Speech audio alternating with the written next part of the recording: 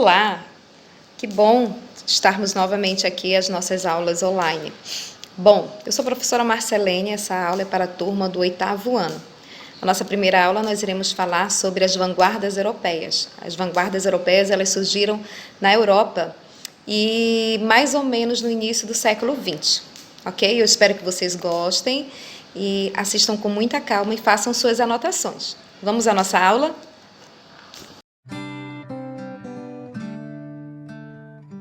As vanguardas europeias configuraram uma época marcada por grandes movimentos artísticos e culturais iniciados na Europa a partir do século XX.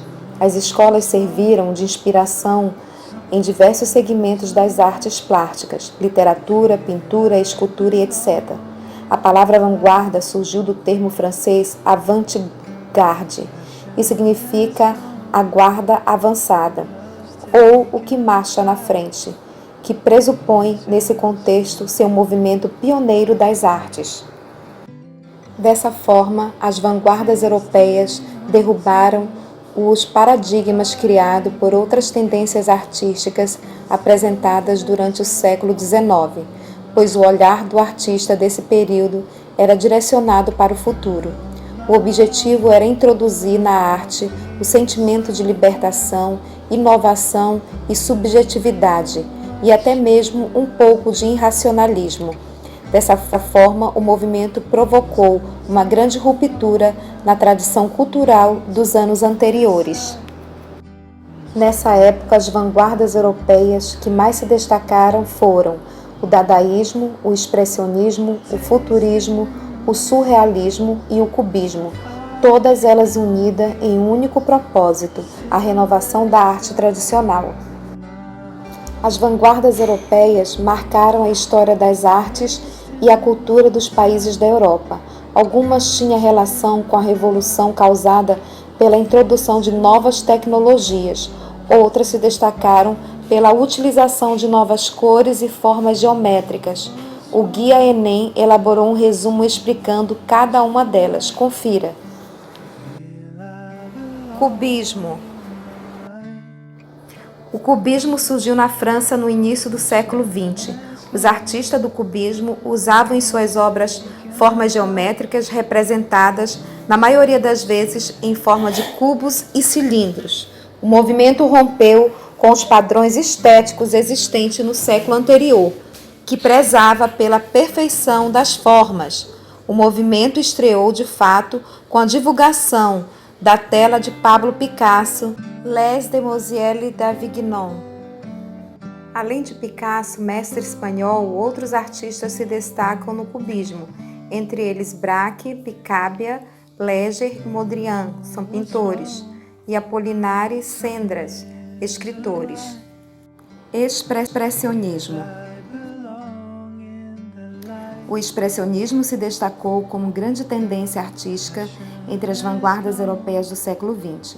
A escola influenciou artistas alemães e franceses ao representar em suas obras instinto e emoções humanas. Ao contrário da estética impressionista, os expressionistas preconizavam a arte como elemento legítimo para a expressão dos sentimentos do artista. Os artistas que conseguiram expandir essa ideia foram Paul Klee, Chagall, Kandinsky e outros. Futurismo. A expressão desse movimento foi a valorização dada às máquinas e às novas tecnologias nas principais obras artísticas, pois o futurismo surgiu em um período que a Europa vivenciava os impactos provocados pela Revolução Industrial. Como principal característica, o futurismo tem caráter radical, utilizando os símbolos no lugar das palavras, rompendo com a gramática e privilegiando o racionalismo. Além disso, o movimento defendia a propaganda como ferramenta principal da comunicação. Dadaísmo. O dadaísmo surgiu na Suíça em 1916 e teve como principal líder Tristan Tzara. A escola foi direcionada pelo deboche e desordem. Sendo assim, o propósito do movimento era transformar a arte com espontaneidade pautada na ironia, liberdade, absurdo e pessimismo. Por conta disso, a busca pelo caótico e a imperfeição fez do dadaísmo um movimento artístico de negação. Surrealismo. O surrealismo surgiu na França em 1924.